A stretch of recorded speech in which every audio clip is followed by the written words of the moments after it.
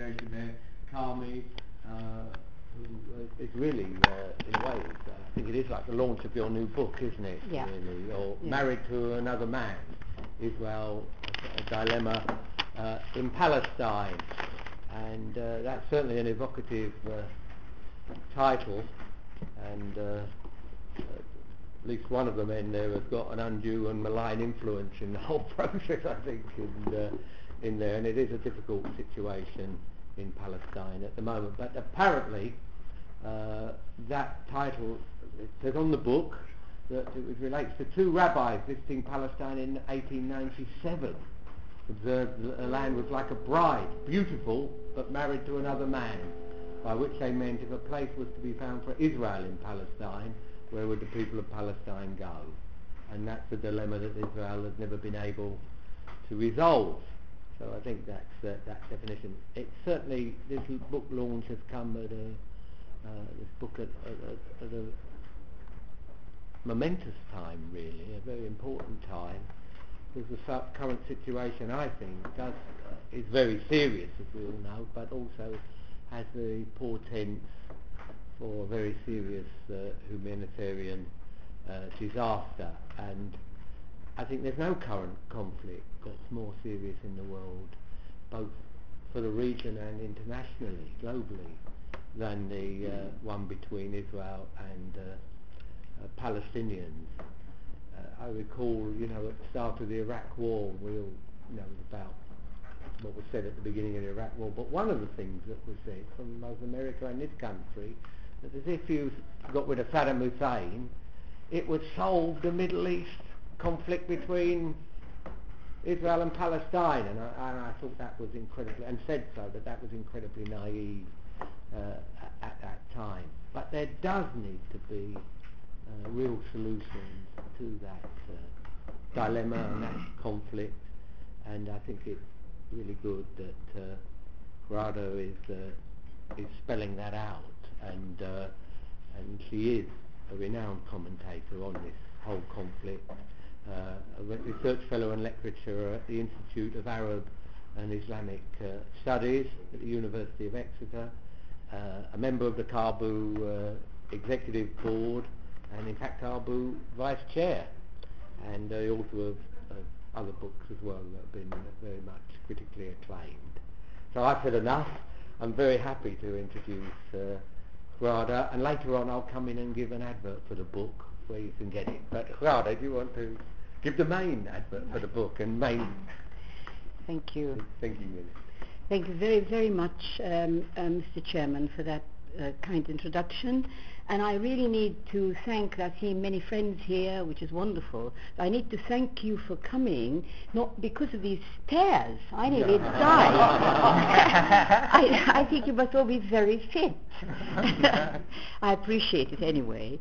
Now, as Harry said, I am here mainly because of this book, which is will be in the shops very soon, and I do hope it's. I mean, the title is indeed provocative, and I can tell you that not least because it's misunderstood what it's about, which is fine, because when I was at a conference at the end of last year, 2006.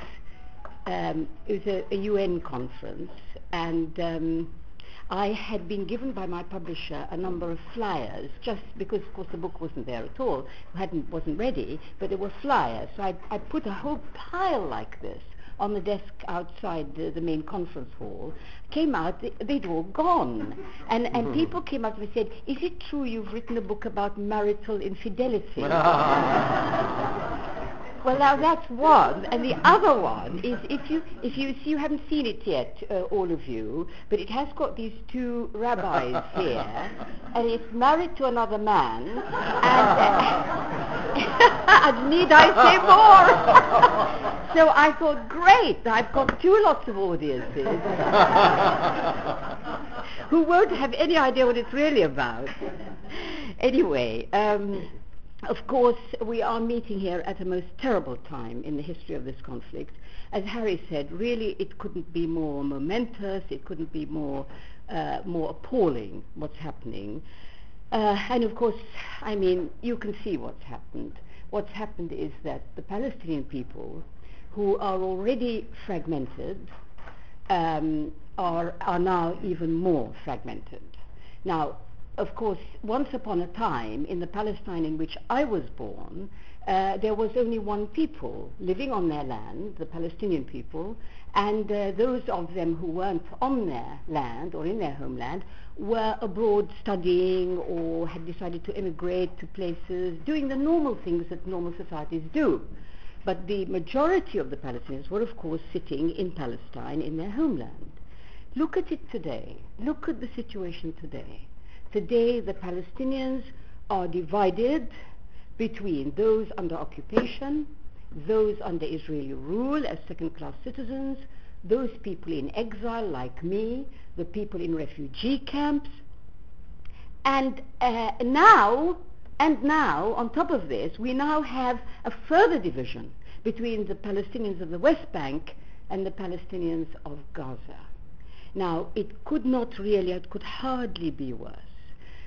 Now, what I find very depressing is that the focus of the news, if you notice, is on the Fatah-Hamas split, when all that you hear, all that you see is about Fatah and Hamas, and what about Fatah and how they're going to be doing, and Hamas, and are we going to have an Islamic state, or what's going to happen to Gaza, are we going over to the extremists, will Al-Qaeda move in, what about Iran, isn't that the foothold for Iran? Meanwhile, the Fatah in the West Bank is characterized as moderate. We can do business with them. Now we've got aid which is now going to be offered to the Palestinians of the West Bank, which was withheld, of course, as you know, for 18 months. In other words, the problem is with the Palestinians. It's the Palestinians who are the problem. Look, they're disunited, they're fragmented, they're fighting amongst each other, they're extremists and moderates, etc., etc. But of course, and in this, the elephant in the room, nobody's looking at the Israeli occupation. How much have you seen about the occupation in the last few weeks as this terrible crisis has erupted? Nothing. What about Israel? What about the way the United States has been interfering? What about the external interference in the affairs of the Palestinians, which has led them to this? There are some discussions about this, but they're not many. The focus is on the Palestinians and the way they can't get their act together, etc. Now, the immediate cause of this crisis, I'm sure you all know, but let me just recap. The immediate causes, of course, was that in 2006, a Hamas-dominated government was elected in the Palestinian territories. It was a democratic election. Everybody agreed that.